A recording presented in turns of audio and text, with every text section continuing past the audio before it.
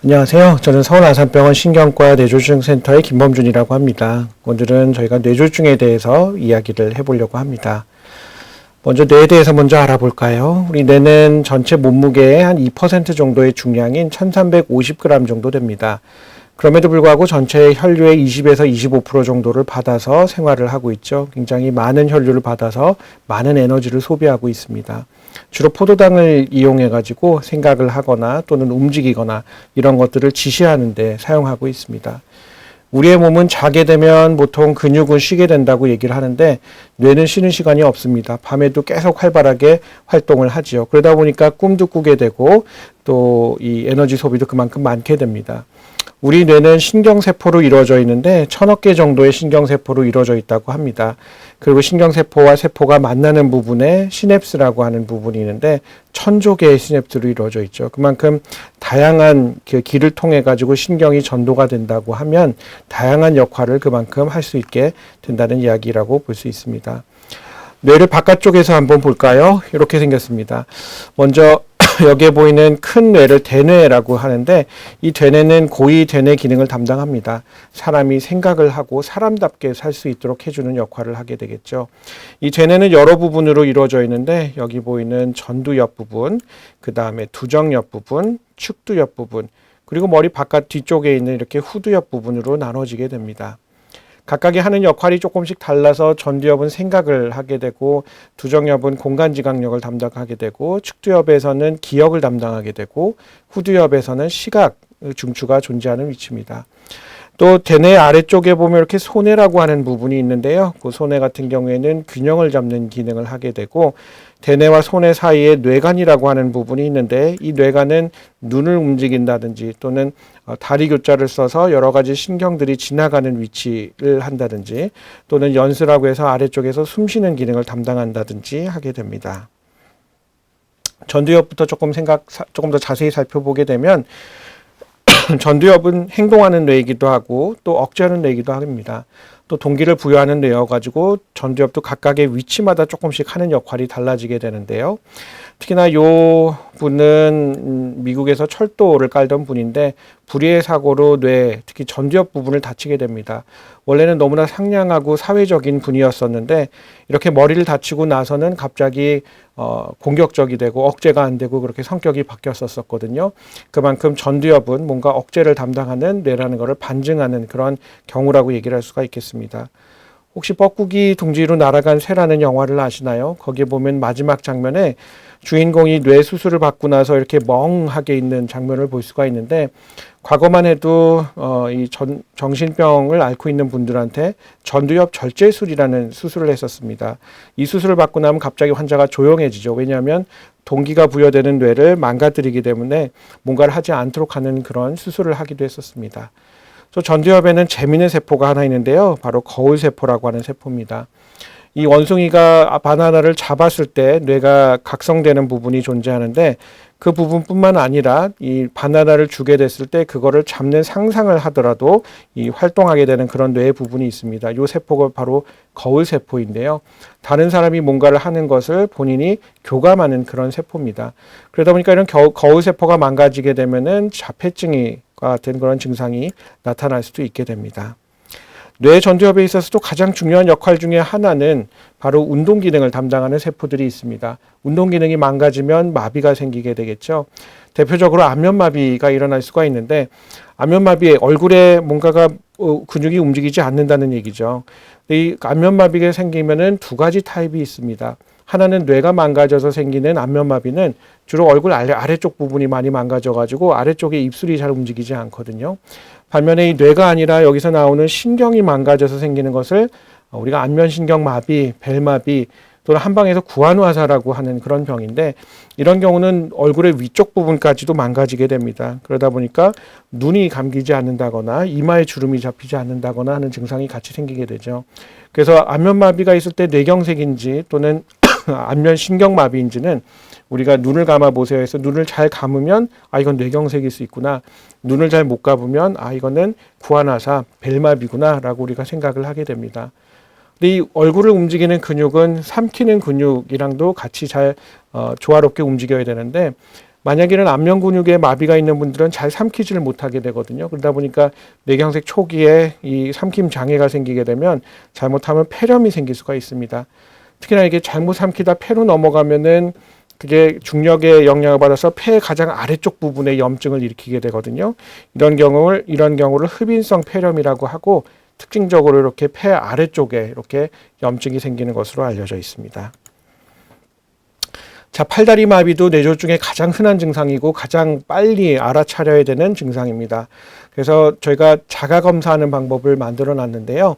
이렇게 앞으로 나란히를 시키고 나서 눈을 감고 한 10가지 세도록 얘기를 합니다. 딱 눈을 뜨셨는데 팔이 양쪽이 똑같이 있으면 마비가 없는 경우입니다. 그런데 만약에 한쪽 팔이 이렇게 떨어진다거나 또는 이렇게 돌아가 있다고 하면 마비가 있는 걸로 생각을 하고, 그런 경우에는 이제 빨리 병원에 가셔서 적절한 치료를 받아야 되겠죠. 재밌는 거는 저희가 오른쪽 뇌가 망가지면 왼쪽 팔다리에 마비가 생기고, 왼쪽 뇌가 망가지면 오른쪽 팔다리에 마비가 생기게 됩니다. 저희가 만약에 건강검진에서 나는 경동맥이 오른쪽이 좁아져 있어 이렇게 아시게 되는 분들은 항상 혹시 왼쪽에 마비가 생기지 않는지를 눈여겨서 볼 필요가 있겠지요. 팔다리 마비는 전두엽에서 중요한 역할을 한다고 하면 우리 머리에 두정엽이라고 하는 부분이 있는데, 두정엽이라고 하는 부분은 조금 더 위쪽에 있습니다. 특히나 오른쪽 두정엽은 이 공간을 지각을 하게 되거든요. 그러다 보니까 이렇게 시계를 따라서 그리라고 얘기를 하면 한쪽 시계를 잘 못 그린다거나, 또는 집을 따라서 그리라고 하면 집을 따라서 그리지 못하거나 하는 증상을 보일 수 있습니다. 또 환자가 수염을 깎는데 이 왼쪽 얼굴은 인지를 못해가지고 오른쪽만 열심히 깎고 오는 그런 경우들도 보이게 되겠죠. 아래쪽에 보면은 이 분은 두정엽 쪽에 뇌경색이 있었던 분인데 회복이 되면서 어떻게 그림이 변하는지를 보여주는 그림입니다. 자세히 보시게 되면 위쪽 부분은 위쪽에 있는 그림은 더 왼쪽을 잘 인지를 못해가지고 별로 못 그렸는데, 환자가 회복될수록 보면 오른쪽과 왼쪽이 균형이 맞게 잘 그려지는 그런 것들을 볼 수가 있게 됩니다. 자, 오른쪽 뇌는 그런 역할을 한다 그러면 왼쪽 뇌는 어떤 역할을 할까요? 왼쪽 뇌는 언어를 담당합니다. 만약에 지금 방송을 듣고 계시는 분이 오른손잡이라 그러면 왼쪽 뇌가 우성반구일 확률이 99%가 됩니다. 반면에 만약에 왼손잡이라고 한다면 우성반구, 언어를 담당하는 뇌가 왼쪽에 있을 가능성이 50%, 오른쪽에 있을 가능성이 50%입니다. 어쨌든 이 왼쪽에 있는 대부분의 경우에 언어장애, 언어 중추는 왼쪽에 존재하게 되는데, 이 언어도 여러 가지가 있죠. 뭐 말하는 것도 있고 듣는 것도 있고 읽는 것도 있고 쓰는 것도 있을 겁니다. 이 두 가지가 서로 조금 다른 위치에 있어서, 특히나 말하는 걸 담당하는 거는 머리에 조금 더 앞쪽에 전두엽 쪽에 있고, 이 말을 알아듣는 거는 축두엽 쪽에 있습니다. 그러다 보니까 한쪽만 뇌경색이 생기면 환자가 말을 잘 못하는데 잘 알아들을 수는 있고, 반면에 잘 알아듣질 못하는데 말은 또 잘하는 그런 종류의 언어장애가 생기기도 합니다. 자, 측두엽은 양쪽 머리 바깥쪽에 있는 부분인데요. 그 부분에는 굉장히 재밌는 그 구조물이 있는데, 우리가 해마라고 하는 구조물이 존재를 합니다. 이 해마라고 하는 부분은 기억을 담당하는 부분인데, 우리가 흔히 잘 알려져 있는 알츠하이머 치매와 같은 퇴행성 치매가 제일 먼저 시작되는 위치죠. 그러다 보니까 기억력 장애로 제일 먼저 나타나기도 합니다. 근데 이게 꼭 퇴행성 변화로 망가지는 게 아니라 뇌경색에 의해서 망가지기도 하거든요. 잠깐 혈관이 막혔다 뚫리는 분들은 잠깐 동안 기억을 못 합니다. 내가 여기 왜 있지? 똑같은 말을 계속 반복하면서 그 시점을 기억을 못 하는 경우가 있거든요. 그것도 역시나 이제 뇌경색의 전조 증상인 일과성 허혈성 발작의 한 종류를 생각합니다. 치매랑은 달라서 영구적으로 손상이 남을 가능성은 없지만, 그걸 놓치고 있다가 뇌경색이 꽝 생기게 되면은 영구적인 장애를 일으킬 수가 있기 때문에 잘 알고 있어야 되는 그런 증상이라고 얘기할 수 있겠습니다. 머리 뒤쪽에 있는 부분을 후두엽이라고 하게 되는데 그 부분은 시야 중추가 있습니다. 우리가 시야를 안 보이게 되면 예를 들어서 오른쪽 머리 뒤쪽이 망가지게 되면 특징적으로 왼쪽 시야가 망가지게 되는데 한쪽 눈을 가리고 보더라도 오른쪽 눈을 가리더라도 왼쪽이 안 보이고 왼쪽 눈을 가리더라도 왼쪽이 안 보이고 이런 게 특징적으로 나타나게 됩니다. 반면에 한 눈씩 가렸을 때 오른쪽 눈을 가리는데 왼쪽이 안 보이는데 왼쪽 눈을 가렸을 때 오른쪽 눈은 잘 보이면 그거는 왼쪽 눈 자체의 문제거나 또는 왼쪽 눈으로 가는 동맥의 문제라고 얘기를 할 수가 있습니다. 저희가 편두통 있는 분들이 가끔 이렇게 시야 쪽에 뭔가 이렇게 막 이그러져 보인다 또는 아지랑이 피는 것처럼 보인다라고 얘기를 하는 경우들이 있는데 이런 것들 경우는 뇌졸중의 전조 증상이 아니라 편두통이 생기기 전에 두통이 오기 전에 시야 전조 증상이어서 이런 시야 장애를 나타내는 뇌경색과는 조금 구분되는 증상이라고 얘기할 수 있겠습니다. 뇌간 쪽에는 눈을 움직이는 신경이 있는데 그 신경이 망가지게 되면 한쪽 눈은 잘 움직이는데 반대쪽 눈은 잘 못 움직이게 됩니다. 그러면 상 맺히는 게 달라져서 마치 여기 보이는 손처럼 두 개로 나눠져서 보이게 됩니다. 이 복실을 없애려면 한 눈으로 보면 하나 없어지거든요. 그래서 만약에 양쪽 눈으로 보는데 두 개로 보이고 한쪽 눈으로 봤을 때 하나가 보인다 그러면 그것 역시도 뇌간에 있는 조그마한 뇌경색이 생겨서 생기는 증상일 수 있습니다. 혹시 아침 드라마 많이 보시나요? 아침 드라마에 보면은 단골로 나오는 소재인데 여기 이제 예쁘게 생긴 요 분이 이제 물의 요정이라고 하는 분인데 이 분이 요정이기 때문에 안 늙고 평생 이제 이렇게 아름다운 모습을 갖고 살 수 있는 그렇게 태어나셨던 분인데 어쩌다 어떤 남자를 만나게 됩니다. 아침 드라마에 나오듯이 이제 그 남자랑 사랑에 빠지게 되면서 이 사람이 요정으로 갖고 있었던 그런 아름다움을 잃어버리게 되고 이제 늙게 되거든요. 그랬더니 역시나 그 남자는 이제 바람이 나서 그 사랑이 깨지게 됩니다.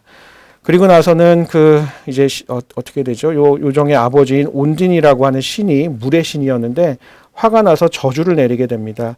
그 남자에게 만약에 너가 자게 되면 그때는 물에 빠져서 죽게 될 것이다. 숨을 못 쉬어서 죽게 될 거다라는 저주를 내리게 되거든요.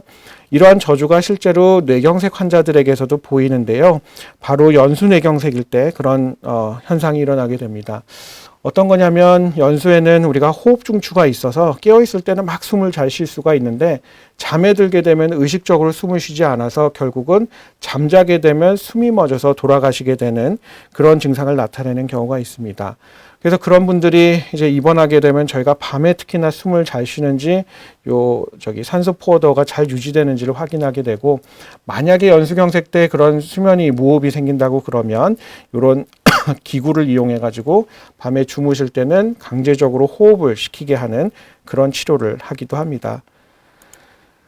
가끔 영화에 보면은 왜 이렇게 술 취하신 분들 저희가 이렇게 한 선을 따라서 걸어보라고 하는 그런 장면들이 나오죠. 술을 먹게 되면 가장 먼저 망가지는 부분이 기능을 못하게 되는 분이 소뇌인데 그 소뇌가 바로 중심 잡는 역할을 하기 때문에 술 먹고 나면 이렇게 비틀비틀 걷게 됩니다. 마찬가지로 뇌경색이 생기더라도 소뇌 쪽에 뇌경색이 생기더라도 잘 못 걷게 돼서 이렇게 한 줄로 걸어보게 되면 자꾸 한쪽으로 이렇게 삐뚤어지는 그런 증상을 보이기도 합니다.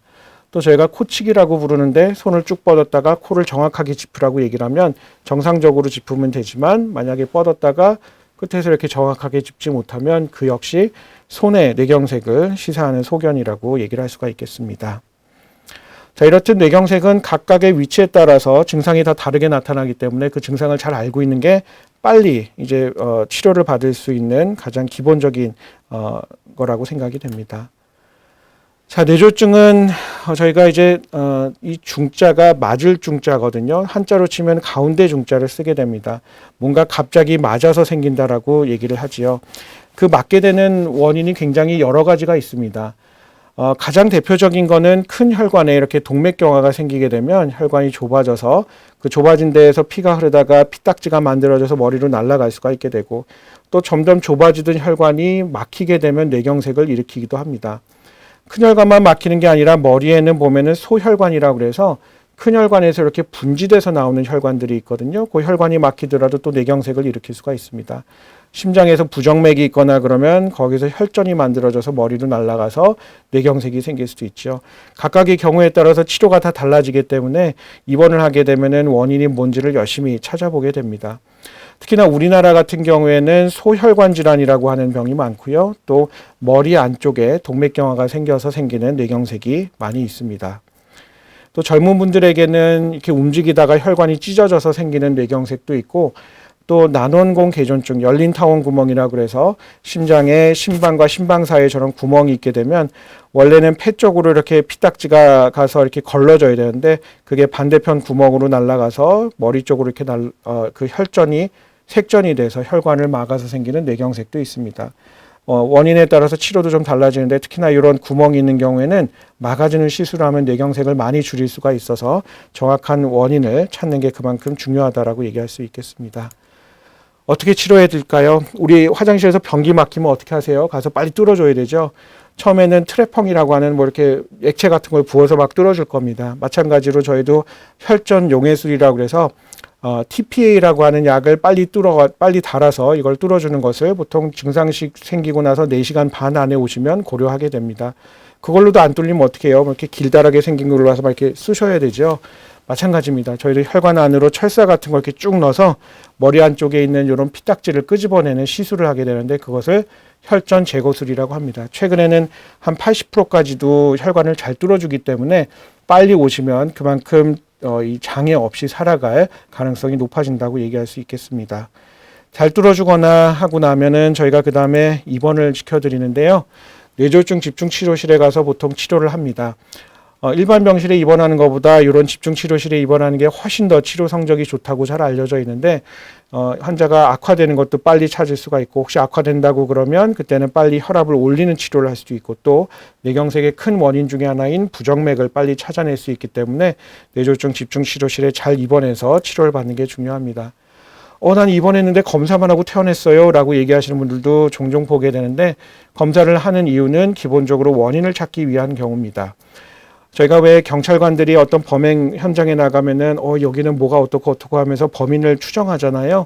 뇌도 마찬가지입니다. 이렇게 뇌경색이 크게 왔느냐, 어디 껍질에 왔느냐, 작게 왔느냐를 보고 이게 심장에서 날아간 건지 또는 혈관이 좁아져서 생긴 건지 아니면 뭐 조그마한 혈관이 막혀 생긴 건지를 판단을 하게 됩니다.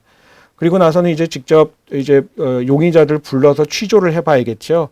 아까 큰 용의자가 혈관이랑 심장이 있다라고 얘기를 드렸는데 혈관 같은 경우에 이렇게 고해상도 MRI를 찍어보면 얘가 얼마나 흉악범처럼 생겼는지 또 혈관이 찢어진 건지 그 안에 동맥경화가 있는 건지를 찾아서 우리가 정확하게 치료를 할 수가 있습니다.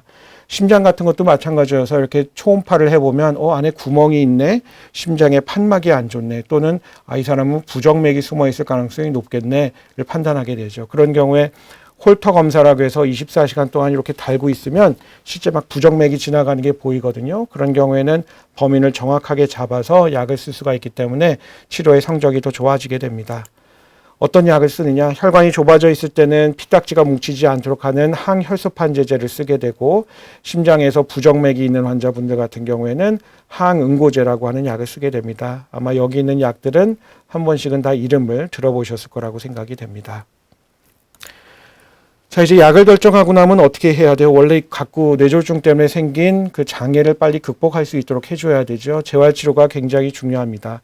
한 가지는 이 재활치료는 효과 있는 시간이 딱 정해져 있기 때문에 보통 1개월째에서 3개월 또는 뒤늦게 6개월째까지가 좋아질 수 있는 시간입니다. 그 기간을 놓치면 안 돼서 조금 빨리 적극적으로 재활을 하는 게 중요하고 이 기간 동안에 얼마나 좋아지냐에 따라서 일상생활을 할 수 있어 업구가 정해지기 때문에 이 기간이 굉장히 중요하다라고 얘기할 수가 있겠습니다. 자, 우리가 증상은 물론 마비가 있으면 열심히 재활해서 좋게 해줘야 되는데 실제로 그런 마비가 있는 거 말고도 간과하기 쉬운 증상들이 몇 가지가 있어요. 아마 여러분 모두 다 치매에 대해서도 걱정을 하실 텐데요. 뇌경색 자체의 재발률은 5%에서 뭐 많이 잡아봐야 20%밖에 되지 않습니다. 반면에 뇌경색이 생기고 나면 치매가 생길 확률은 20%에서 여러 번 생기면 40%까지도 올라가거든요.